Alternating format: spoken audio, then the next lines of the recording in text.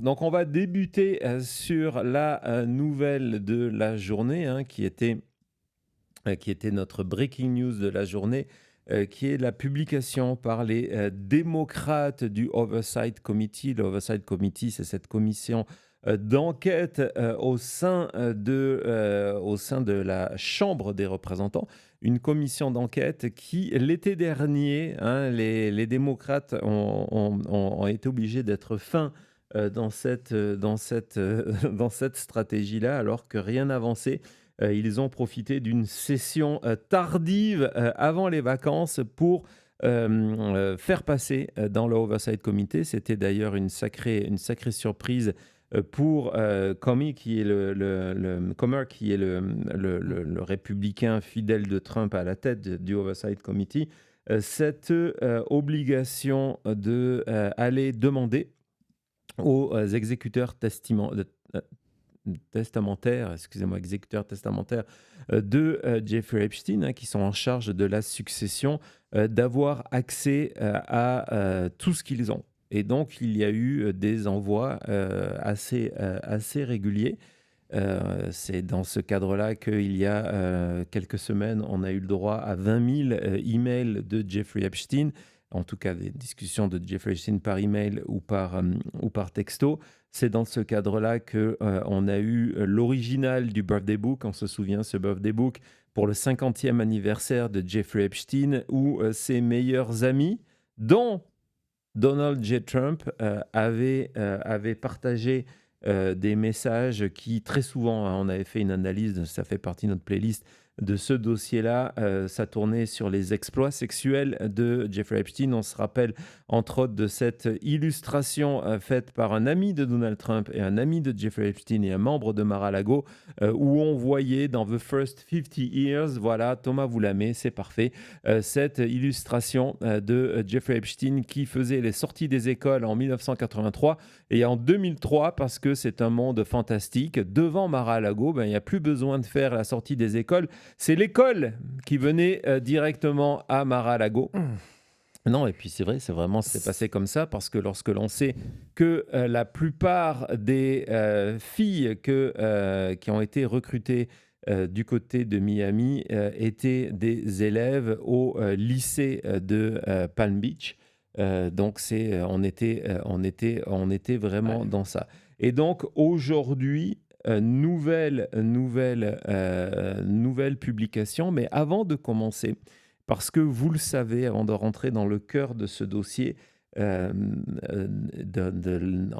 rentrer dans le cœur de l'enquête autour de ce dossier, autour de ces photos, je pense qu'il est extrêmement important de remettre la lumière sur ce qui est le plus important aujourd'hui et qui a toujours été le plus important aujourd'hui, c'est-à-dire les survivantes.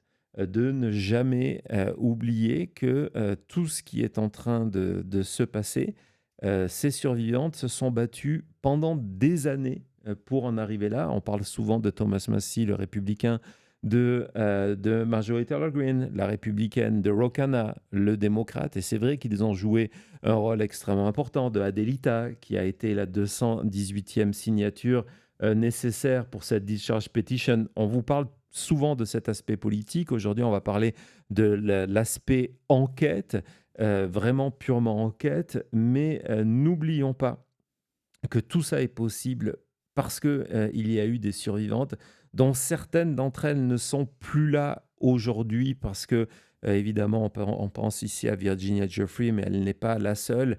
Elles n'ont pas supporté le poids du secret, d'être visées, d'être dénoncées, d'être socialement détruites, parce que elles ont été les victimes d'un réseau où se mêle l'erreur. Ça serait de résumer l'affaire Epstein à un réseau sexuel, le sexe, l'abus de fillettes, hein. On parle ici de certaines victimes qui avaient 11, 12, 13 ans au moment des faits. Certaines étaient un petit peu plus âgées, ce qui ne change absolument rien. Mais souvent on met en avant, et entre autres c'est une stratégie de personnes qui sont soit impliquées, soit qui essayent de défendre ce qui n'est pas ce qui n'est pas défendable de dire: «Oui, non, mais regardez, à 2 mois près, elles avaient 18 ans». Donc, heu, j'ai perdu le fil de ma pensée, mais en tout cas, ce sont ces victimes-là, auxquelles, je pense à chaque fois, évidemment que l'on fait, une émission spéciale, chaque fois que l'on part en mode breaking news, et donc je voulais, débuter, cette émission par ce spot, qui, résume, ce combat. Vous allez voir Virginia Giuffre, vous allez voir ces victimes qui ont eu, nous étions en direct, on vous avait fait vivre ce moment-là, de cette conférence de presse complètement folle devant le Congrès, avec justement ces survivantes dont certaines, pour la première fois, avaient décidé de briser le silence et de venir parler pour demander à Donald Trump de rendre public le dossier, parce que n'oublions pas non plus, là on va parler de la date du 19 décembre, mais n'oublions pas qu'à n'importe quel moment, Donald Trump, sans passer par ce jeu d'épreuves depuis des mois, avec des élections, ce jeu de cache-cache, avec Mike Johnson qui a refusé de certifier la victoire de Adelita Gravalda du côté de l'Arizona, Donald Trump avait toujours le pouvoir, comme il a le pouvoir aujourd'hui, de dire: le dossier Epstein, on le sort immédiatement. Donc on va commencer par ce clip qui vous fait une sorte de résumé de ces derniers mois, et qui, au-delà de ça, vous rappelle que le plus important, merci, je suis en train de voir ce qui se passe dans le chat, c'est magnifique, merci beaucoup le chat, qui vous rappelle ce qui est le plus important dans cette affaire Trump-Epstein, une affaire, donc je vous le disais, de corruption, d'argent, de pouvoir, et donc de politique, et donc d'abus sexuels. Vas-y Thomas. Well, I'm curious. I was recruited in 2004. I was 17 years old. It was full-blown sexual abuse. There are 1,000 of us. Our voices are real. This was me at 14 years old. I was only 14. The Epstein files are not about loyalty to any one political party. Shame on any elected official who obstructs truth and justice for the American people. The president's got the power to release the Epstein file right now. I believe he's trying to protect friends and donors. The massive distraction by the Democrats. I am traumatized. I am not stupid. The House voted 427 to 1. The bill is passed.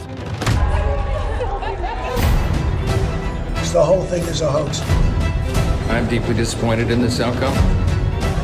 Jeffrey Epstein was not a pedophile, but he liked 15-year-old girls.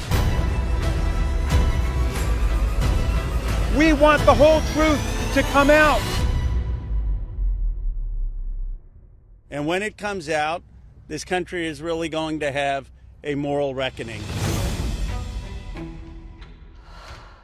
Ouais, nous voulons que toute la vérité sorte. L'Amérique est en train de regarder, le monde est en train de regarder. Et lorsque la vérité sortira, toute la vérité sortira, l'Amérique sera face à une révélation, une série de révélations majeures, un réveil, parce que, encore une fois, on en revient dessus, on va parler de certains aspects du dossier aujourd'hui, mais n'oublions pas tout l'aspect financier, hein, c'est une autre partie du dossier de Follow the Money, comment non seulement certaines banques ont laissé faire Jeffrey Epstein, ont facilité le fait de pouvoir, et excusez-moi le terme, mais il n'y a pas d'autre mot, acquérir des jeunes filles du côté de l'Europe de l'Est, voire par moment de l'Europe de l'Ouest. Il y a entre autres des filles françaises, et comment cet argent-là, venant de milliardaires de Wall Street, a permis de créer ce réseau d'influence. Donc voilà, c'est évidemment quelque chose que l'on va continuer à explorer. Ça sera le cadre d'une autre émission, mais donc je voulais qu'on se lance dans la nouvelle La nouvelle d'aujourd'hui, c'est que de manière très simple, donc je vous ai expliqué que le Oversight Committee, sous la pression des démocrates et de quelques républicains qui avaient voté pour, dont Nancy Mace, qui l'avait fait, elle fait partie de ce Oversight Committee, il y a eu ces échanges entre le Oversight Committee et aujourd'hui les responsables de la succession d'Epstein. Cette nouvelle de la succession d'Epstein, c'est dans cette espèce de rouage où on sait que depuis le début de l'année, et entre autres depuis le mois de mars dernier, le FBI de Kash Patel, le département de la justice de Pam Bondi, sous l'impulsion de Todd Blanche, qui est le numéro 2 du département de la justice, qui est l'avocat de Donald Trump, s'est lancé dans une mission de maquillage, d'abord en demandant aux agents du FBI d'aller flag, c'est le terme, on y reviendra tout à l'heure, je vous montrerai un document officiel qui résume cette mission, d'aller mettre de côté, d'aller chercher dans le dossier Epstein tout ce qui touchait à Donald Trump et à une autre liste de personnes dont on ignore les noms, qui étaient soit des ennemis politiques de Donald Trump,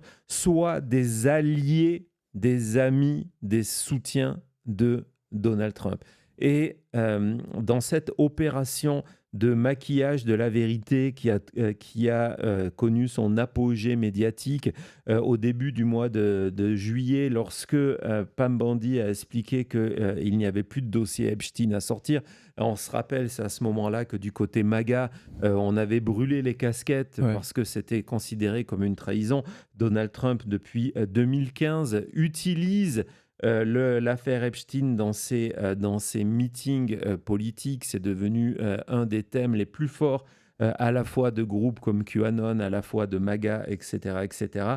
Et cette marche arrière, après avoir promis que ça serait une des premières choses que Donald Trump ferait une fois président, après avoir assuré que le dossier Epstein était sur son bureau, ça c'était du côté de Pam Bondi. Cette marche arrière avait été extrêmement mal vécue par les MAGA et on était rentré dans une période de turbulence politique pour Donald Trump. Et donc, dans cette opération de camouflage de la vérité, on identifie les documents gênants pour Donald Trump et on ne les publie pas. Il y a eu, et là encore souvent dans le cadre de nos émissions politiques, je vous parle de vaguelettes, de personnes qui sont individuelles et qui, par leur action, ont créé une énorme réaction. Action-réaction. Et c'est ce qui s'est passé l'été dernier. On était très heureux d'être parti en mode breaking news du matin pour vous faire vivre ce moment-là. Il y avait eu l'interview de Brad Edwards, qui est un des avocats qui représente plus d'une centaine de survivantes et qui était passé en plein milieu de l'été dans une émission en troisième partie de soirée sur MSNBC pour expliquer qu'en fait, non, mais une partie du dossier, il y a beaucoup de choses du côté des exécuteurs testamentaires de Jeffrey Epstein et il serait complètement disposé à partager ces informations. Donc, grâce à cet avocat, et c'est extrêmement intéressant de voir que plusieurs fois, Ro Khanna ou Thomas Massie ou Robert Garcia, qui est le démocrate en charge de la publication de tous ces documents-là, lui ont souvent rendu hommage en disant merci à lui, merci à ce moment-là. C'est pour ça que vous allez voir pourquoi je vous raconte tout ça. Je fais ce retour en arrière qui est extrêmement important. Ça a révélé quelque part l'existence d'un dossier bis, un deuxième dossier Epstein ou un troisième, parce que soyons clairs, on sait qu'il y a celui du FBI, on va en parler aujourd'hui avec ces 11 571 documents dont je veux vous parler aujourd'hui, 11 571 documents. Donc il y a le dossier du FBI. On sait, grâce à un élu démocrate du Sénat, un élu de l'Oregon, qu'il y a un dossier financier. Ron Wyden. Pardon ? Avec Ron Wyden. Ron Wyden, merci Thomas, qui est du côté du ministère du budget, au Trésor. Donc vous en avez un deuxième. Et maintenant, donc, il y a un troisième qui est celui qui est en possession des héritiers, des exécuteurs testamentaires de Jeffrey Epstein. Et dans ce dossier, qui n'est pas sous le contrôle du département de la justice, c'est important, qui n'est pas sous le contrôle du département de la justice, qui n'est pas sous le contrôle du FBI, qui n'est pas sous le contrôle de Donald Trump. Dans ce dossier, il y a énormément de choses. Et contacté par le Oversight Committee, par les démocrates du Oversight Committee, les exécuteurs testamentaires sont revenus en disant oui, il n'y a aucun problème, nous sommes prêts à venir partager ce qu'il y a. Évidemment, on va passer du temps à tout regarder et à faire de légères. On va voir sur justement les photos d'aujourd'hui dans quelques secondes ce qui a été modifié par les avocats, parce qu'il y a des procédures en cours contre l'héritage Epstein et les survivantes. D'ailleurs, pas la totalité, mais énormément de l'argent de Jeffrey Epstein dans ces procédures privées ont été reversés aux survivantes. Et donc, la seule condition d'envoyer ces documents-là, c'est de dire on doit protéger l'identité des victimes, l'identité des survivantes. Donc, et il y a eu plusieurs envois. Pourquoi plusieurs envois ? Parce que à chaque fois, on parle de dizaines de milliers de documents. Et ce matin, en fait hier soir, c'est pour vous dire combien cette affaire est fraîche, hier soir, on le savait, on vous en avait parlé ici plusieurs fois en vous disant il y a des nouveaux documents qui arrivent. Hier soir, le Oversight Committee a reçu 95 000 nouvelles photos. Alors évidemment, avant de rentrer dans les détails de ces 95 000, je vais vous montrer donc là, vas-y, ça c'est le tweet du Oversight Committee qui annonce avoir reçu 95 000 nouvelles photos. Il y en a 19 qui ont été rendues publiques aujourd'hui parce que différentes raisons dans ça. Un, elles sont arrivées qu'hier, donc on n'a pas eu le temps de trier la totalité de ces documents-là. Du côté on va écouter tout à l'heure Robert Garcia, il estime qu'environ 20 à 25 000 ont été triés. La plupart ne sont pas plus publiables. Nous, aujourd'hui, on va évidemment vous montrer les 19. On va les analyser, pas les 19, parce qu'il y en a 2 ou 3 qui sont des photos d'accessoires sexuels. Donc, je pense que si on les met à l'antenne, on va avoir des problèmes avec YouTube. Mais parmi les photos qui ont été triées, Robert Garcia, on va l'écouter, explique que elles sont, il y en a plusieurs qui, en fait, la totalité ne sont pas publiables parce que elles sont absolument ignobles. Tiens Thomas, si on peut avoir Garcia ce matin, vas-y. Obviously, just last night we received about 95,000 photographs from the Epstein estate. I want to be clear. Our committee, Oversight Democrats, have gone through maybe about 25,000 of them so far. So there's an enormous amount of photos that we have not gone through.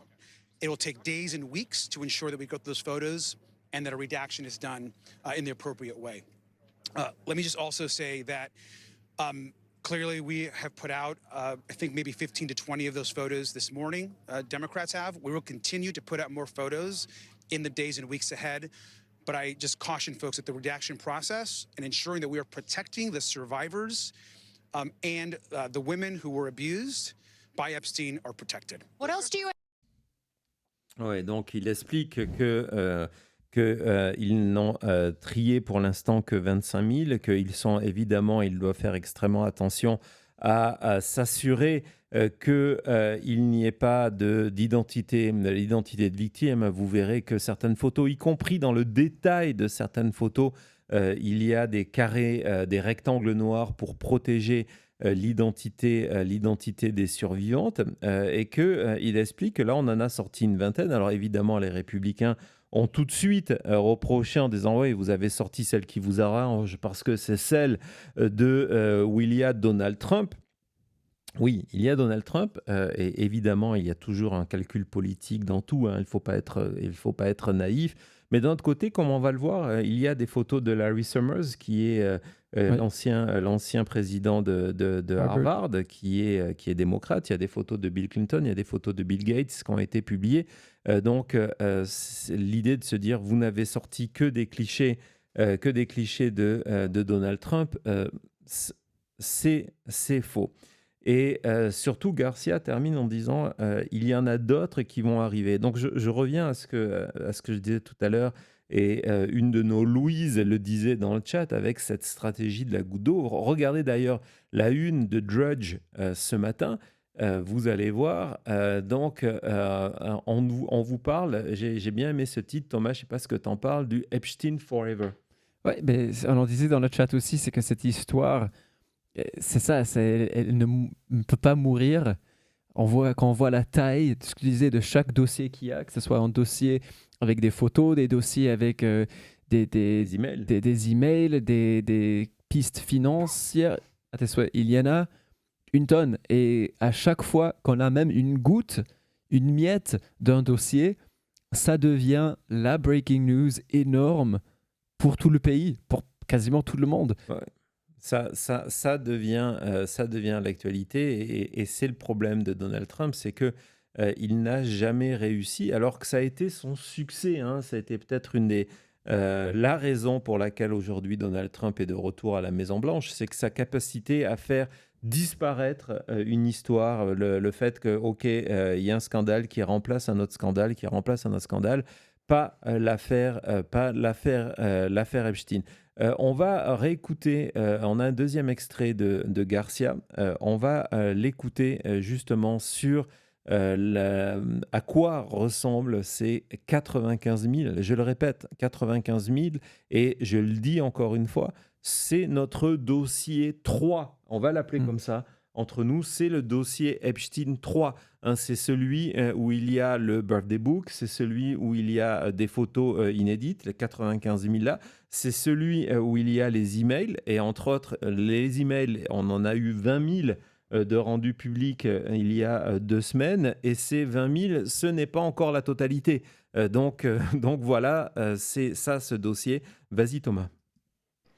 Obviously, right now, our plan is to demand that the president release the files, and we'll see what he does on the 19th. But I think, again, these pictures, some of these photos are really disturbing. And I know we've put some out today. There are many others. And some of the other photos that we did not put out today are incredibly disturbing. Disturbing, c'est le mot qu'il utilise 2 fois en disant qu'il y a des photos vraiment plus que gênantes, troublantes.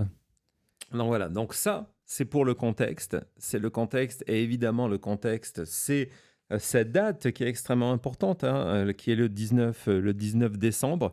Pour l'instant, on ne sait pas comment ça va se passer. Évidemment, à mesure qu'on aura des informations, on verra. C'est pour ça, abonnez-vous, cliquez sur scène de notification. On verra comment être en direct, s'il se passe quelque chose en direct, s'il y a un refus de Pam Bondi, on sera en édition Breaking News, donc n'hésitez pas à vous abonner, c'est complètement gratuit, hein, si vous nous suivez sur X, venez sur YouTube, vous vous abonnez, vous cliquez sur cette notification, et en plus vous rejoignez le chat où on discute de tout ça, donc voilà. Comme je vous le disais, cette sortie aujourd'hui, en termes de calendrier, elle permet très clairement de mettre la pression sur Donald Trump, Pam Bondi et Kash Patel par rapport à la date du 19. On va évidemment parler de ça, et on va regarder et analyser ensemble ces photos tout de suite après ça. Alors, on va laisser de côté le dossier du FBI, celui qui doit être rendu public le 19 décembre prochain, dans une semaine, pour revenir sur ce dossier de photos, sur ces nouvelles photos. On a fait le tour tout à l'heure. Je vous ai dit, il y a 4 photos de Donald Trump et Cody, qui remarque tout et qui sait tout, a remarqué que j'en avais parlé que de 3. Évidemment, je vous ai dit, je vous parlerai de la 4e plus tard. Donc la première, la 2e, la 3e, qui sont ces préservatifs. Maintenant, on peut rajouter la Trumpkin si on veut à la liste.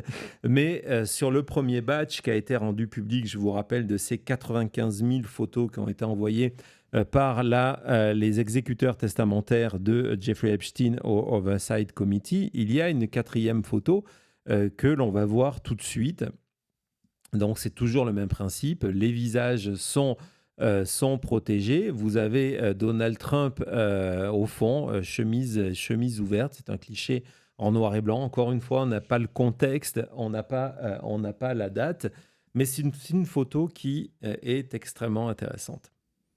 Si vous étiez avec nous lors de la publication des emails, on avait fait une édition spéciale qui d'ailleurs est disponible dans notre playlist. On vous avait mis en avant cet email entre Michael Wolff et Jeffrey Epstein. Michael Wolff, vous le savez, était à un moment, s'est retrouvé dans la position d'être un biographe de Donald Trump. Et il était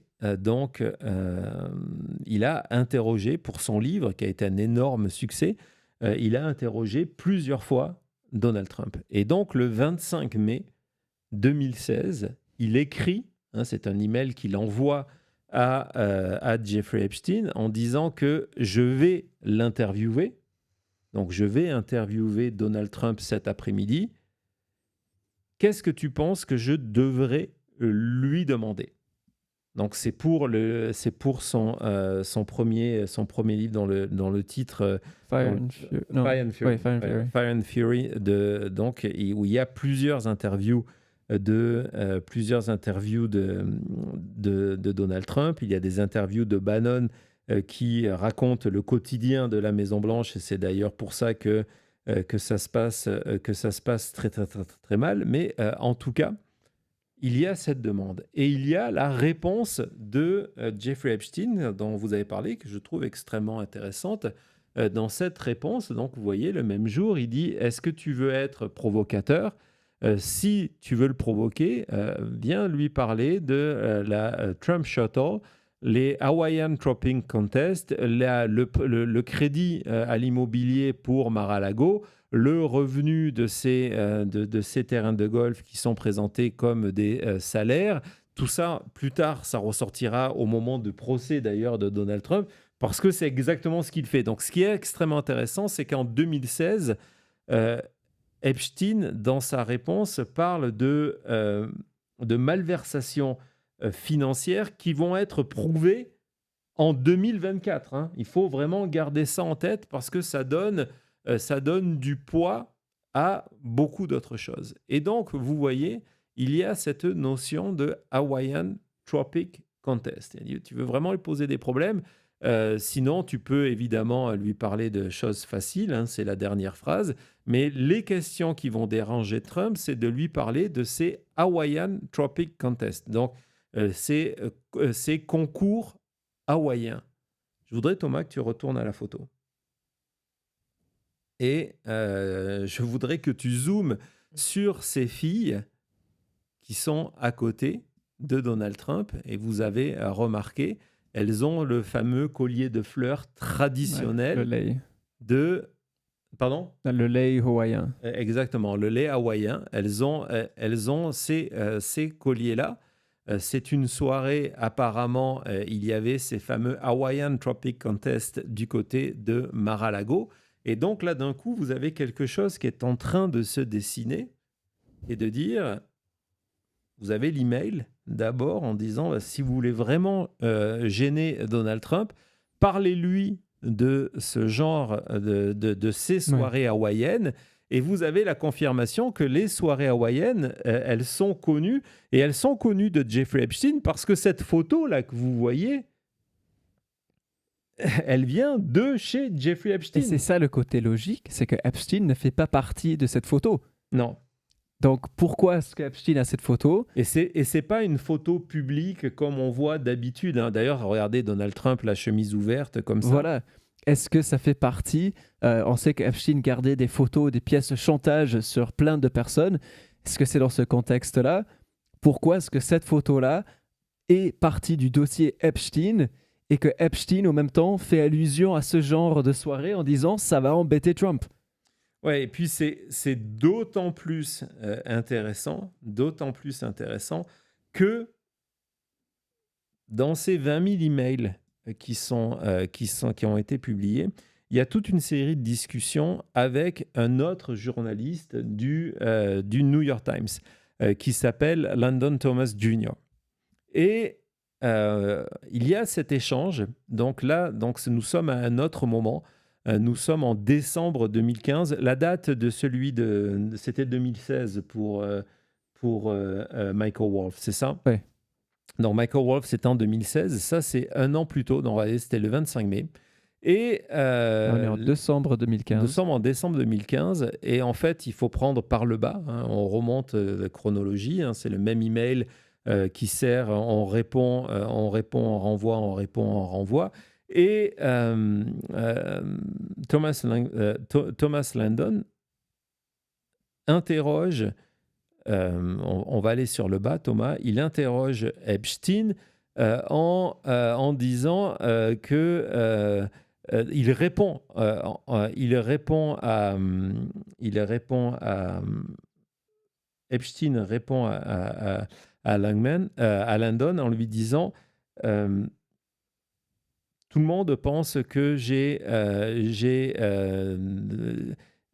des informations compromettantes et il propose, vous voyez, Jeffrey E., est-ce que tu voudrais des photos de Donald et de filles en bikini dans ma cuisine? Dans ma cuisine. Alors, ce qui est intéressant, c'est quelque chose dont Michael Wolff nous en avait parlé de ces photos-là, et il paraît qu'il y a même certaines photos qui sont encore plus compromettantes pour Donald Trump. Personne ne les a vues, c'est ce que Michael Wolff dit en expliquant que Epstein lui a raconté ça. Et donc, la réponse du journaliste, hein, vous voyez, le 8 décembre, c'est de dire oui. Et donc, là, il y a une réponse où Epstein lui donne le nom et le numéro de téléphone d'une femme, Lauren Petreya, avec un numéro de téléphone. Donc, en gros, lui dire, écoute, si tu veux ces photos, il faut que tu contactes Lauren Petreya. Et regardez la précision qu'il met au-dessus. Il dit, voilà, c'est une Hawaiian Tropic Girl. Donc, les photos bikini,